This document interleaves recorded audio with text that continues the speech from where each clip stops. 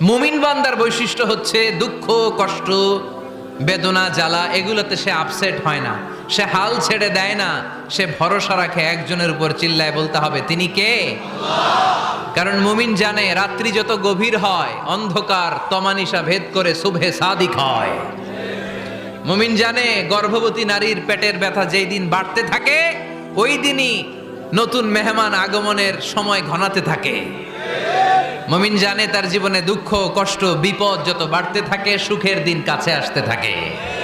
এজন্য মুমিনের হারাবার কিছু নেই। ফা ইন্না মাআল উসরি ইউসরা, ইন্না মাআল উসরি ইউসরা। নবী হে, কষ্টের পরেই আছে আনন্দ, দুঃখের পরেই আছে সুখ। আপনি সমস্যায় পড়েছেন, ওই সমস্যার সমাধানও আছে না নাই? এই পৃথিবীতে এমন কোন সমস্যা আছে যেটা সমাধান নাই? কথা বলেন। সমস্যা তৈরি করেছে কে? আবার সমাধানও দিয়েছে কে? আল্লাহ ডাজন্ট ক্রিয়েট